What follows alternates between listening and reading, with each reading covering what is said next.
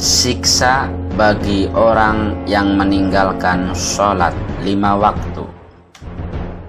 Di dalam kubur kelak bagi yang meninggalkan sholat 5 waktu akan muncul seekor ular yang bernama Suja'ul Aqrab.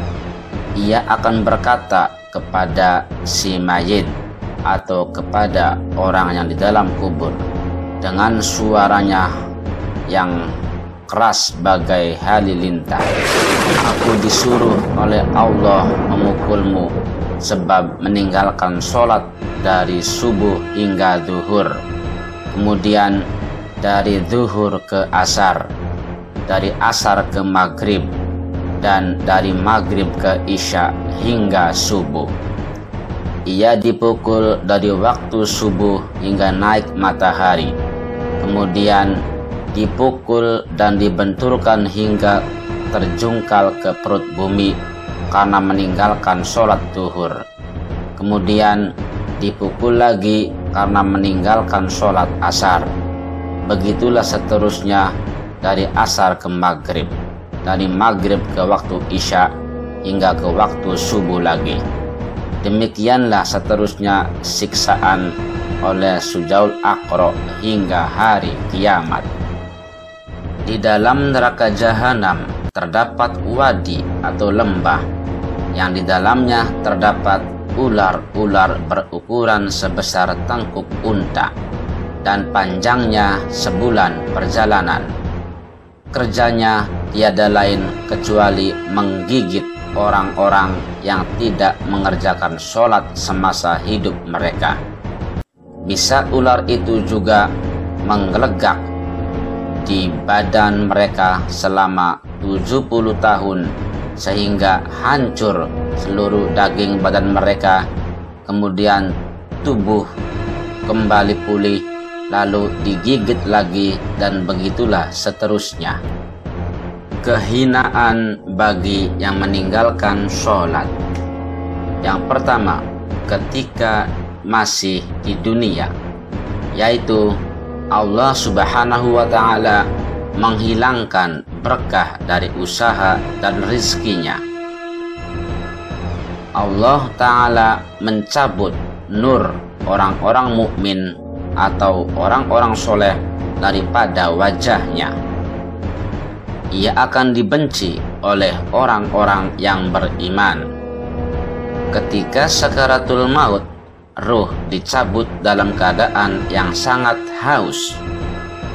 Dia akan merasa azab pedih ketika ruh dicabut keluar. Dia akan mati buruk, yaitu mati dalam keadaan su'ul khotimah. Na'udzubillah min dzalik.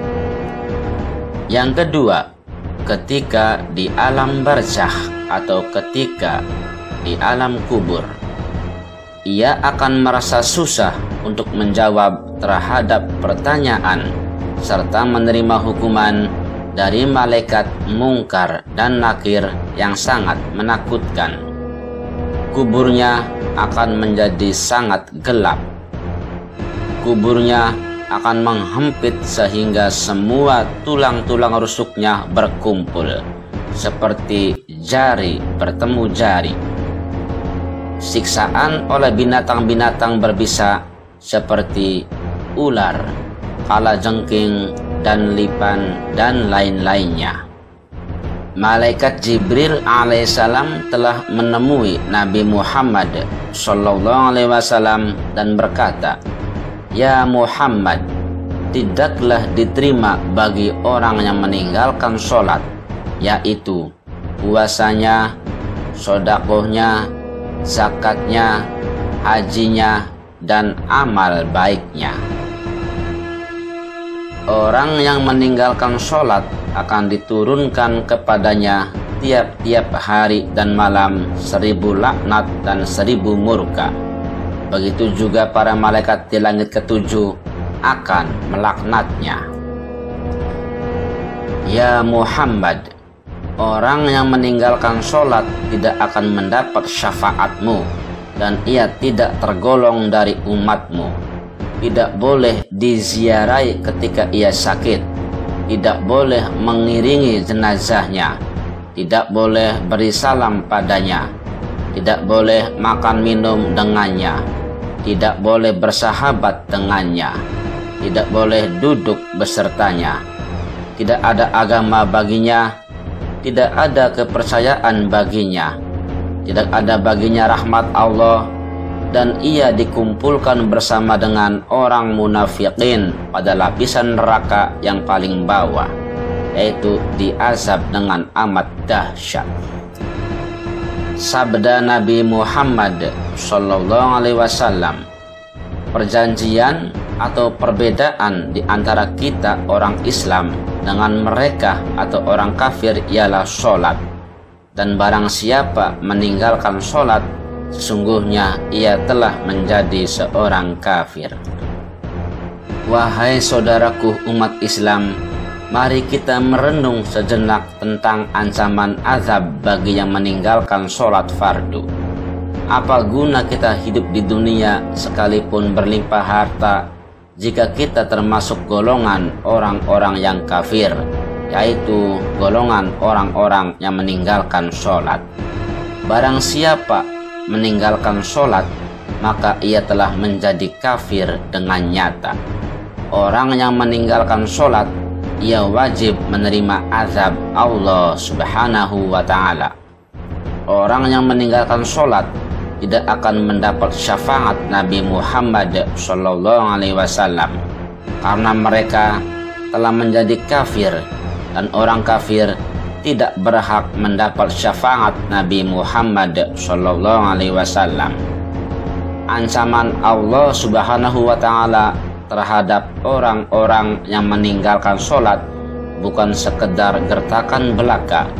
Sungguh ancaman Allah subhanahu wa ta'ala akan terbukti kelak di akhirat.